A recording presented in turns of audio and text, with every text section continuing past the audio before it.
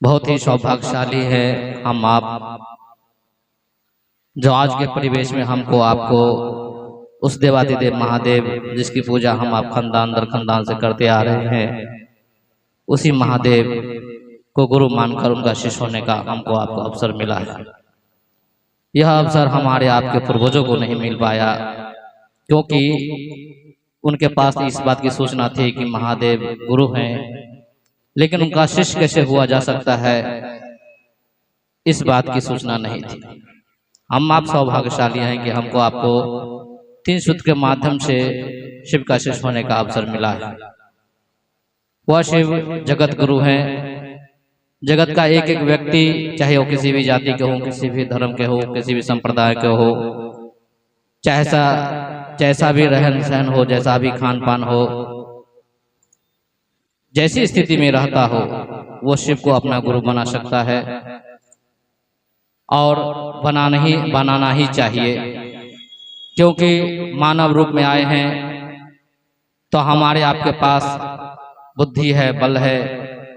हमको आपको परमात्मा द्वारा यह प्रदत्त है कि हम आप किसी के बारे में भी जान सकते हैं, अपने बारे में भी जान सकते हैं, पूरा सृष्टि के बारे में जान सकते हैं। हम आप ज्ञान के स्तर पर 84 लाख योनियों को पार कर पुनः उस परमात्मा में लीन हो सकते हैं, क्योंकि जीवन का यह चक्र है 84 लाख योनियों का।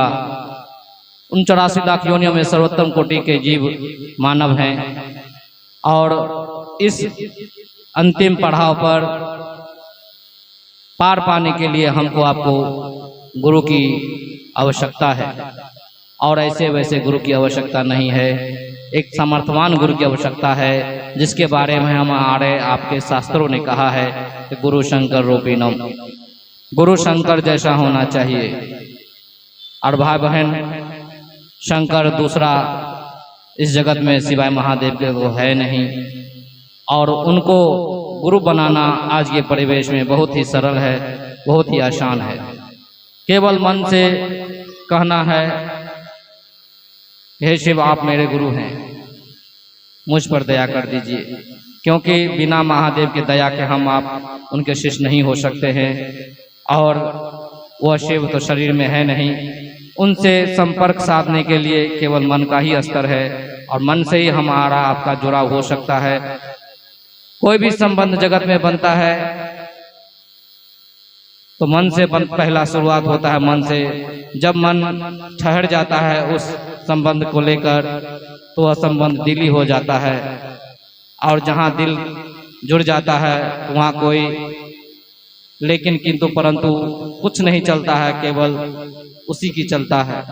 इसलिए हम आप विवेकशील हैं, हमको आपको समझ बुद्धि है कि हम आप अपना हित अहित सब कुछ सोच सकते हैं, समझ सकते हैं। इस मामले में आइए देखें कि वह कैसे शिव हमारी आपकी मनोकामनाएं पूर्ण किए हैं, क्या वो ज्ञान भी दे सकते हैं कि नहीं। और इसकी जांच करने के लिए हमको आपको उनको अपना गुरु मानना होगा। 3 सूत्रों का पालन करना पड़ेगा। कहा गया है जगत में जितने भी गुरु हैं, किसी भी गुरु को आप जांच नहीं सकते हैं, क्योंकि अध्यात्म में कहा गया है शिष्य की जांच होती है, गुरु की जांच नहीं होती है। लेकिन बड़े ने गुरुबाता साहब श्री हरानंद जी ने कहा कि गुरुओं की इतनी संख्या हो गई है कि वह परम गुरु शिव भी जांच के कैटेगरी में खड़े हो गए हैं, और शिष्य को परिणाम चाहिए। इसीलिए हमको आपको महादेव परिणाम देते हैं, जैसे हमारी आपकी मन स्थिति होती है। केवल हमारा आपका मन उस शिव को गुरु मानकर 3 सूत्र करने का प्रयास करें। हमारा आपका मन स्वतः समझने लगता है कि वह महादेव वास्तव में आज के परिवेश में ही ज्ञान देते हैं। भाई बहन,